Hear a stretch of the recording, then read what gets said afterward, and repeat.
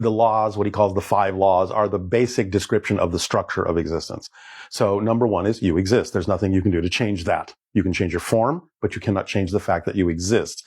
The reason for that, very stupidly simply, is you can't become non-existent because by definition, non-existence doesn't exist. That's its definition, to not exist. Therefore, that which does exist just exists. That's its quality and cannot become that which doesn't exist because there's no such thing as non-existence by definition. So that's number 1. Number 2 is everything is here and now, which basically means space and time are an illusion, a projection of our consciousness. Everything actually exists all at once. It's all accessible right here. You just have to change your frequency in order to access it because that's how they're separated. They're separated by frequency. Just in the same way that TV programs are separated by frequency, even though they may all be running at the same time. Number 3 is the one is the all are the one, which means there is only one thing, and everything that seems different is made out of that one thing because there's nothing else to make anything from. Number 4 is what you put out is what you get back. Sometimes people on Earth translate this as the law of attraction. And something important to say about that, because even though it's not incorrect to say that, well, you have to be the vibration of a thing to attract it, the idea of the way it's usually stated here is, in my opinion, incomplete. And people are left thinking, I have to learn what that vibration is to attract the things that I need in life. That I disagree with. You are already giving off that vibration because that's your natural core. Vibration is to attract what you need in life. If those things aren't manifesting, it's not because you're not the vibration of the attraction. It's that you are blocking them from coming. You're stopping the vibration from bringing them to you with negative and fear-based beliefs. So it's not an issue of having to learn to attract. It's an issue of having to learn to stop blocking what you're attracting naturally. And law number 5 is everything changes except the laws. Those are the structure that don't change. But everything else changes. Perspective, experience, beliefs, it all changes, and it's changing constantly.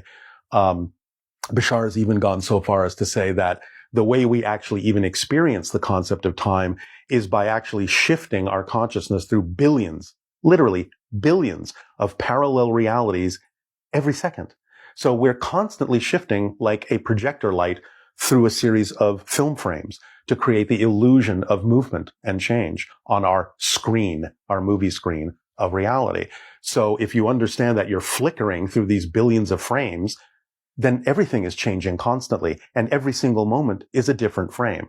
When you really start to wrap your mind around the fact that that's how reality is being generated by your consciousness, then you know that every moment you're actually going back to zero, and that the sense of continuity from the past to the present to the future is also part of the illusion. You can break your continuity by understanding that you're shifting all the time. So you don't have to learn to shift. You are learning to navigate what frames you're shifting through that are more and more representative of the frames and the realities you prefer. Do my feelings help me navigate that? Yes, because your feelings tell you what you believe to be true. And what you believe to be true creates the vibration that navigates you. And what about timelines then?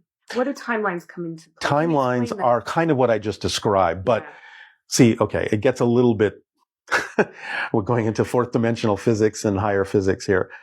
When I describe the parallel realities as frames, each frame, like a frame on a film strip, has no movement in it, no awareness in it. To create that illusion, you have to go through several frames.